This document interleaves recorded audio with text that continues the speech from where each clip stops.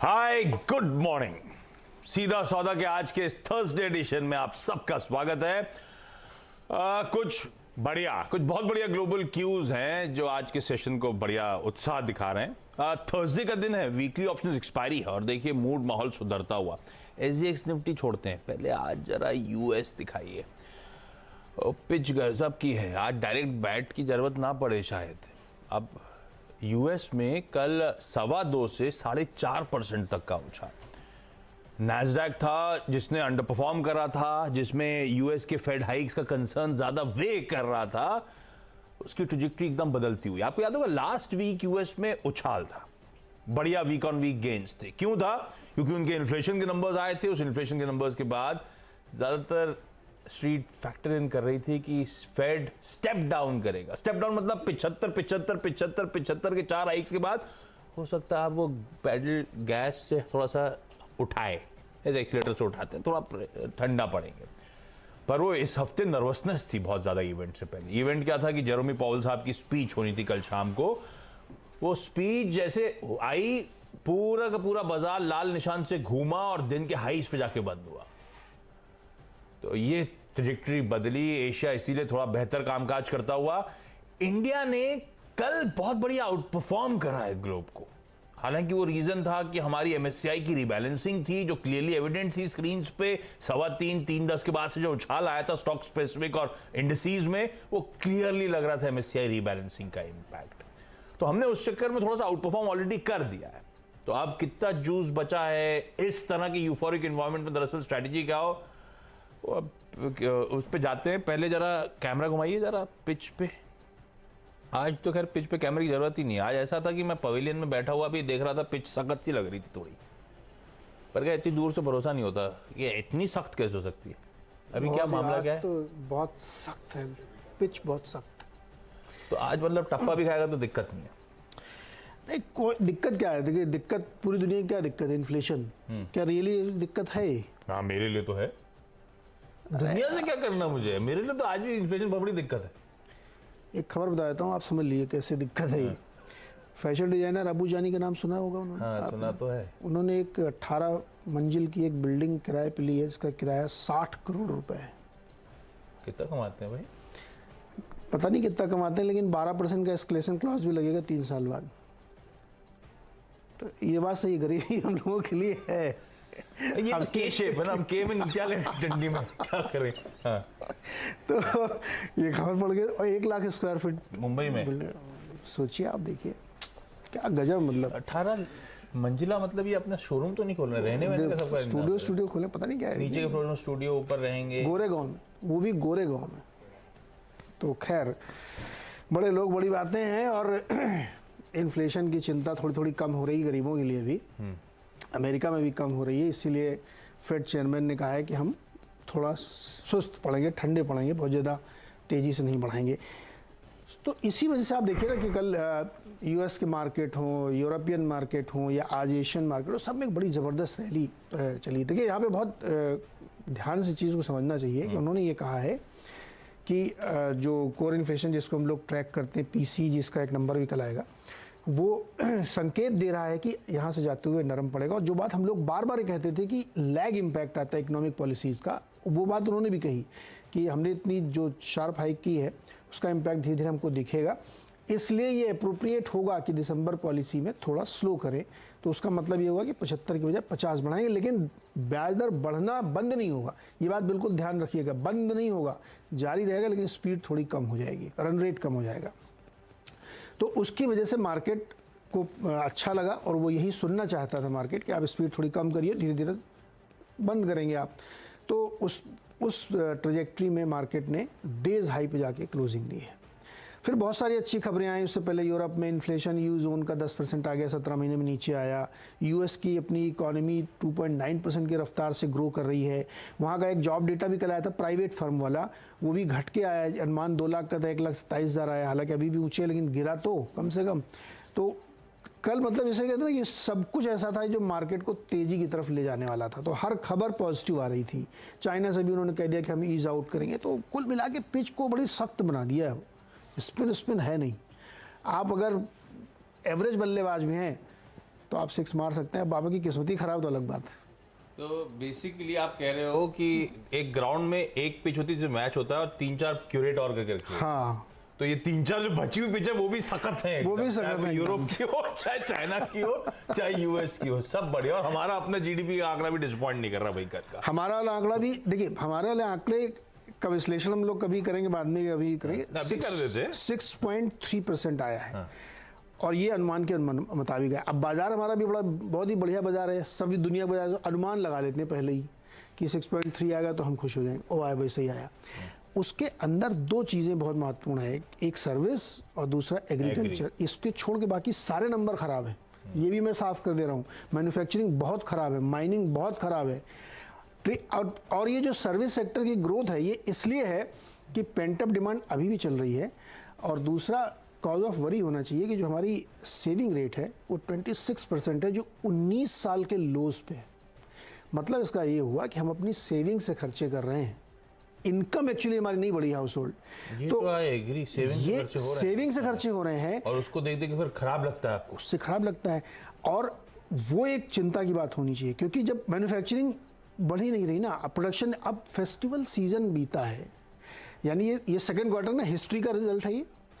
और वो हिस्ट्री इस बात पे बनी थी कि फेस्टिवल सीजन में बहुत ज़्यादा सामान बिकेंगे, ग्रोथ आएगी, लेकिन फैक्ट्री ने उतना प्रोडक्शन नहीं किया, तभी तो मैन्युफैक्चरिंग गिरी है। तो आप सोचिए फेस्टिवल सीजन को भी ऑनर नहीं किया, इसलिए मैं कह रहा हूँ कि नंबर मार्केट के एक्सपेक्टेशन से बहुत अच्छे हैं इंडियन जीडीपी के, अदरवाइज नंबर अच्छे नहीं हैं।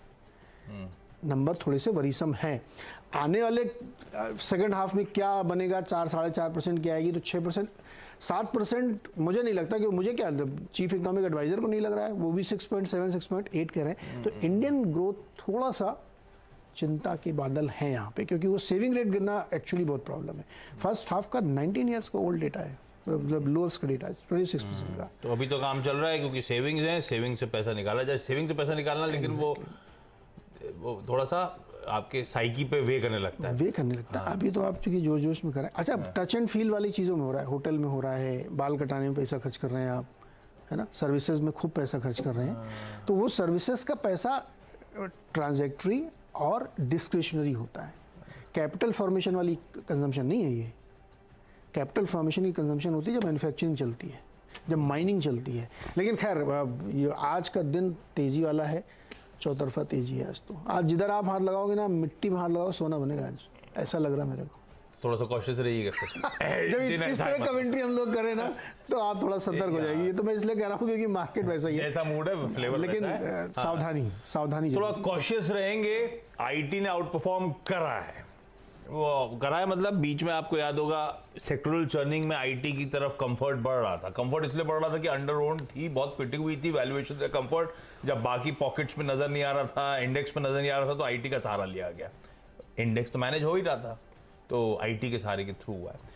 पर जो हुआ है कल फेड प्रेसिडेंट के बयान, अच्छी बात यह है कि फेड स्टेप डाउन करने के क्लियर कट इंडिकेशंस अब दे रहा है और हम मीनिंगफुल रिसेशन, हम यूएस का जीडीपी एक्सपेक्टेशन से बेहतर ही ग्रो कर रहा है, हम स्टेप डाउन कर रहे हैं। उस रिसेशन के हार्ड लैंडिंग के डर मेरे ख्याल से खत्म होना चाहिए बाजार में, वो बड़ा पॉजिटिव है। अब होनी है अगर इस इकोनॉमी हीटेड अप है प्लस फेड कूल ऑफ करने के इंडिकेशन दे रहा है, यानी कि हम एटलीस्ट हार्ड लैंडिंग की तरफ नहीं जा रहे हैं। हुआ भी तो सॉफ्ट लैंडिंग टाइप्स या थोड़ा सा स्लो डाउन के फियर्स आएंगे, पर अब तक तो आंकड़े में भी नहीं है। 2.6% की जीडीपी एक्सपेक्टेशन के सामने 2.9% कल यूएस का Q2 एडवांस एस्टिमेट आया है। ब्लैक फ्राइडे 9 बिलियन की सेल कर देता है, तो ये सब बढ़िया है। अब तो कंसर्न्स इस पॉकेट पे सबसे ज्यादा वे कर रहे थे फेड के एक्शंस के, वो थे न्यू एज कंपनीज जिन पे खूब फ्लोज आए थे, और दूसरा आईटी। न्यू एज पे तो आज भी नहीं उतर रहा, मैं थोड़ा सा कॉशियस, खबर नहीं आती तो छोड़ देता हूं उस पॉकेट को। अभी तो आईटी रख लिया आज मैंने। पहला ऐसा करा जो पिटे हुए हैं ना उन पे ज्यादा तवज्जो दे दिया, पर ऐसा नहीं है, सब मिक्स कर दिया। फिर मैंने पहले सोचा सब पिटे पिटे रखते हैं, पर पिटे हुए कुछ आउट, क्योंकि स्ट्रेंथ जहां पर है वहीं पे थोड़ा सा भरोसा बढ़ता है। तो ये जो बाकी पिटे हुए हैं ना, वो थोड़ा सा आज चले कल फिर फिजल आउट होने का डर बना रहता है। पर वो है, उनमें से एक है बिरला सॉफ्ट जो बहुत पिटा हुआ है। ऑफ लेट कुछ मूव्स दिखाना शुरू करा है, कल ये पॉकेट आउट परफॉर्म कर रही थी, 3.25% बिरला सॉफ्ट ऑलरेडी ऊपर है, ये ध्यान रखिएगा, पर बहुत पिटा हुआ। साल के चार्ट्स खोलिए इन स्टॉक्स के तो आपको समझ में आएगा किस तरह का मीनिंगफुल अंडर परफॉर्मेंस है आईटी इंडेक्स में, आईटी के तमाम कॉन्स्टिट्यूएंट्स में। उसमें से वन ऑफ द मोस्ट पिटा हुआ स्टॉक आपकी स्क्रीन पर है, जिसने बढ़िया बॉटम फॉर्मेशन किया। इनके मूव्स को देखकर ही बाजार में कन्विक्शन आ रहा है कि शायद रिस्क रिवॉर्ड फेवरेबल है, शायद अब डाउन साइड अब चलेगा नहीं चलेगा वो अलग कहानी।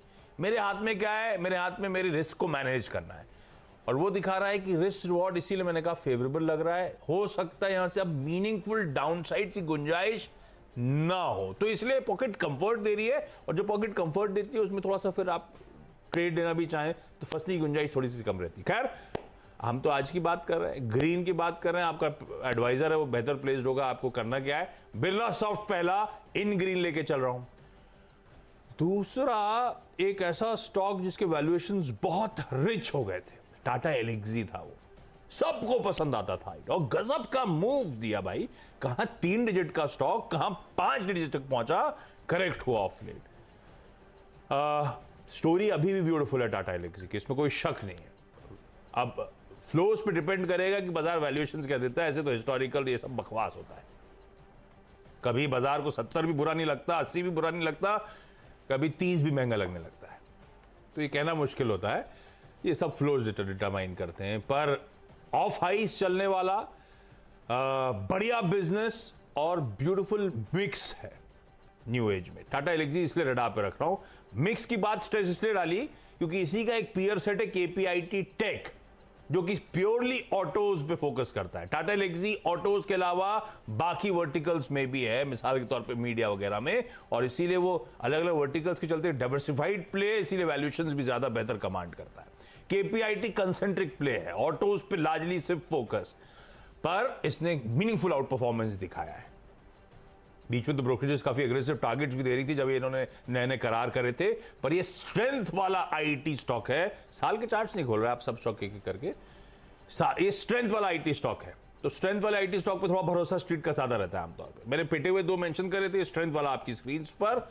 एक ऐसे ही पिटा हुआ स्टॉक है हैप्पीएस्ट माइंड, हाथों हाथ गजब के वैल्यूएशन कमांड करने लगा था, रैंक अंडर परफॉर्मिंग स्टॉक बना, पर उसके बाद मूव्स बढ़िया आए। साल का चार्ट खोलिएगा, मैं सिर्फ आज, और ऐसा नहीं कि इंडिविजुअल्स में कोई बिजनेस बदल रहा है, तस्वीर बदल रही है, आज सिर्फ सेंटिमेंट्स पॉजिटिव हैं, और वो जो कंसर्न्स वे कर रहे थे अब तक कि ग्लोब, अभी तक क्या हो रहा था, सप्लाई साइड प्रेशर्स, लोग छोड़ के जाना वाला इशू था, तो मार्जिन डिफेंड कर पाना मुश्किल हो रहा था। अब वो मार्जिन प्रेशर्स ईज ऑफ हुए, तो नया चैलेंज क्या सामने आ गया कि भाई साहब आए मोमेंटम लूज आउट होगा, रेवेन्यूज पे क्वेश्चन मार्क लगने लगा था।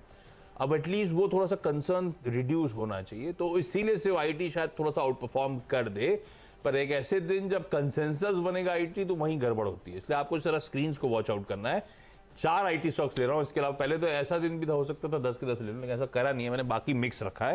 ये 4 आईटी स्टॉक्स रखे, और नैस्डैक का आउट परफॉर्मेंस दिखा रहा है कि आईटी कुछ हद तक स्वीट स्पॉट में है आज। मेरे भी शुरुआती जो 3 स्टॉक है वो आईटी के ही हैं। इजी वे आउट था भाई, एकदम दिमाग क्यों लगाना है जब नैस्डैक संकेत दे रहा है कि हम इतना 4.5% और जो सबसे बड़े आपने कंसर्न न्यू एज में हिम्मत करी क्या?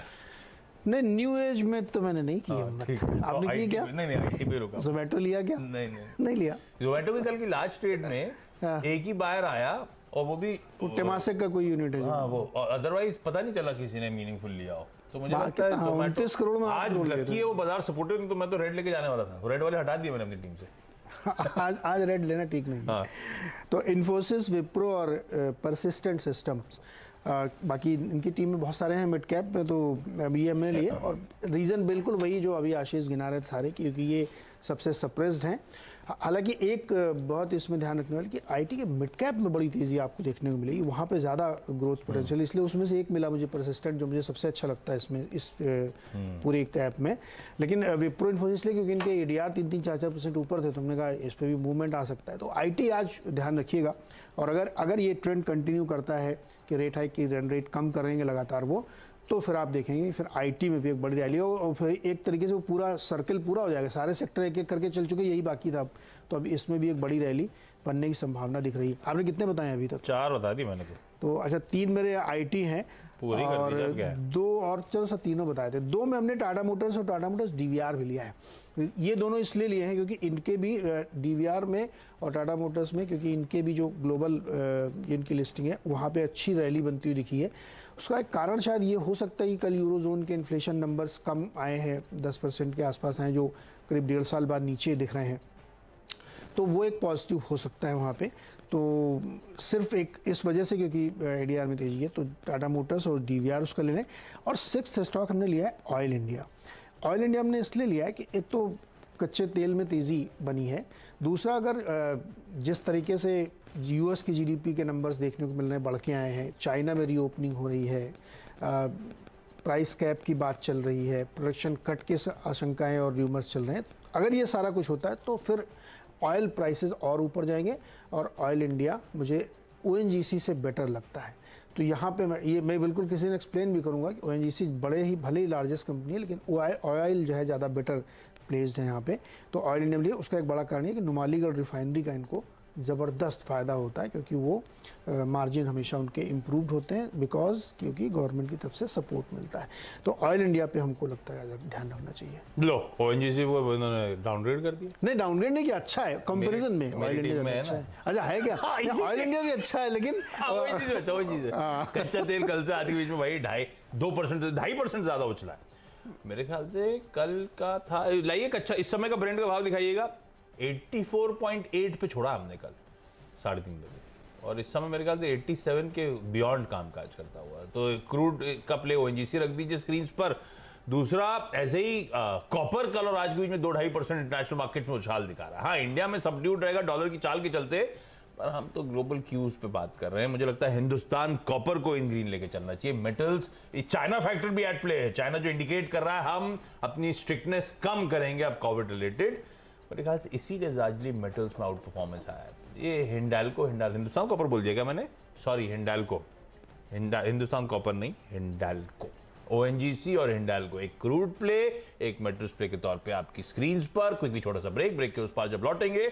स्वागत एक बार फिर से आपका। और अगले 4 स्टॉक्स में 2 हमने होटल स्टॉक्स लिए हैं, रॉयल ऑर्किड और लेमन ट्री। इसको मैं 2 चीज़ों से आपको कनेक्ट करके समझाने की कोशिश कर रहा हूँ। एक तो कल आप लेमन ट्री का प्राइस देखिए, सेंचुरी मारी, उसने 100 के ऊपर निकल गया है। और रॉयल ऑर्किड में हम लोगों ने भी चर्चा की थी। लेकिन कल जीडीपी के आंकड़ों को अगर आप और एनालाइज करें ना, तो उसमें साफ दिख रहा है कि service sector, touch and feel और ये सब वाले जो सेक्टर्स हैं, वहाँ पे ज़बरदस्त ग्रोथ देखने को मिल रही है। कई सारी रिपोर्ट्स भी बता रही हैं कि 2023 आज मिनट में खबर भी छपी कि वहाँ पे और बड़ी ग्रोथ दिखेगी आपको, खासतौर पे इन टूर्स एंड ट्रैवल, इन सब चीज़ों में। तो मुझे लगता है कि इनमें ध्यान रखिए। कल जिस तरह की रैली बनी है, तो इन दोनों में ध्यान रखा जा सकता है। टीसीआई एक्सप्रेस में जेफरीज की रिपोर्ट आई है, 2515 रुपये का इन्होंने टारगेट दिया है। कल एक मैनेजमेंट की जो मुलाकात थी उनसे, उसके टेक अवे के आधार पर उनका मानना है कि प्रॉफिटेबिलिटी और कैश फ्लो पे खास फोकस है और यही मैनेजमेंट का मंत्र है। उनका मतलब 25% के आरओई क्लॉक कर सकते हैं, तो यहाँ पे ध्यान रखा जा सकता है। और नेल्को 10th स्टॉक है। नेल्को इसलिए कि नेल्को ने सैटेलाइट मोबाइल सर्विस के लिए एप्लीकेशन दी सरकार को, और ये अपने आप में बहुत बड़ा गेम चेंजर इस कंपनी के लिए ग्रोथ ट्रिगर होगा। अब तक ये 3 लोगों के पास है, भारतीय, रिलायंस और स्पेस एक्स, और एक ये जो टेस्ला वाली कंपनी, मस्क साहब की कंपनी, केवल 3 के पास ये लाइसेंस अभी है। चौथा इन्होंने अप्लाई किया। अगर इनको मिल गया तो फिर तो आरे नारे हो जाएंगे इनके। और रखिए इन सबको रडार पे। हिंडाल्को मैंने मेंशन करा था, कॉपर ओवरनाइट बढ़िया मूव कर गया इंटरनेशनल मार्केट्स में, इसीलिए। तो एक फॉलोअप मेटल्स में जेएसपीएल, जिसमें आमतौर पे ग्लोबल क्यूज का ज़्यादा इम्पैक्ट पड़ता है क्योंकि एक मीनिंगफुल एक्सपोर्ट का चंक है, इसीलिए जेएसपीएल इन ग्रीन लेके चलता हूँ आज। तमिलनाडु मगध, अब बैंक्स ढूंढ रहा था, अब आज बैंक स्वीट स्पॉट में हो सकता है सुबह आए थोड़ा सा पस्त पड़ने के बाद, तो लेकिन तमिलनाडु मर्केंटाइल बैंक में क्या खबर भी थी, तो इसलिए मैंने कहा मेंशन कर दिया जाए। आरबीआई ने इसे ऑथराइज कर दिया है कि गवर्नमेंट बिजनेस अंडरटेक कर सकता है ये। इंडियन होटल्स, कल हालांकि वो एडजस्टमेंट्स प्ले आउट हो रहे थे बहुत सारे, एमएससीआई रीबैलेंसिंग के, पर इंडियन होटल्स में गवर्नमेंट ऑफ सिंगापुर ने एक मीनिंगफुल चंक एक्वायर करा है, ह्यूमंगस चंक है। और इंडियन होटल्स वो था जो बहुत अच्छा आउट परफॉर्मेंस के बाद, करेक्ट होने के बाद पस्त पड़ा हुआ था, कंसोलिडेट कर रहा था। आई एम होपिंग अब थोड़ा से मूव्स दिखाने का दम कम दिखाए। अच्छा बिजनेस, अच्छा ट्रैक्शन, फाइनेंशियल्स बढ़िया पैन आउट हो रहे हैं, 320 के आसपास इस समय खड़ा हुआ है। इन ग्रीन लेके चलता हूँ आज के लिए। और एक लास्ट में मैंने को आईटी मेटल से हट गया हूँ, मैं कुछ स्टॉक स्पेसिफिक न्यूज़ पे चला गया क्योंकि ज़्यादा यूफोरिक होने की ज़रूरत नहीं है। जब इतने सारा पॉजिटिव कॉन्टो नजर आए क्यूज, तो थोड़ा सा खबरों का सहारा लिया है। शिल्पा मेडिकेयर लास्ट में मेंशन कर रहा हूँ, हालांकि ये स्टॉक बहुत रैंक अंडर परफॉर्मर है, खबरों पे ज़्यादा रिएक्ट नहीं करता। खबर अच्छी है लेकिन इनका एक यूनिट 4 है मेरे ख्याल से आंध्र प्रदेश में, उसको एक रेगुलेटर का नॉड मिलता हुआ, बेसिकली जैसे यूएसएफडी अप्रूवल देता है, इस केस में हेल्थ कनाडा ने अप्रूवल दिया है, वो उनका रेगुलेटर जो कनाडा का है उनका अप्रूवल आता हुआ, तो एक सेंटिमेंट पॉजिटिव है और इसीलिए पिटा हुआ स्टॉक, आज मूड अच्छा, खबर का तड़का, इसलिए ग्रीन लेके चलता हूँ। पर ध्यान रखिएगा ये बीच में भी जब जब खबरें आई हैं, अगर गैप अप खुला भी है तो सस्टेन नहीं करा है, तो हमें वो वॉच आउट करना है। ब्रेक ले रहा हूँ, ब्रेक के उस पर लौटेंगे, टीम्स का एक क्विक रैप अप।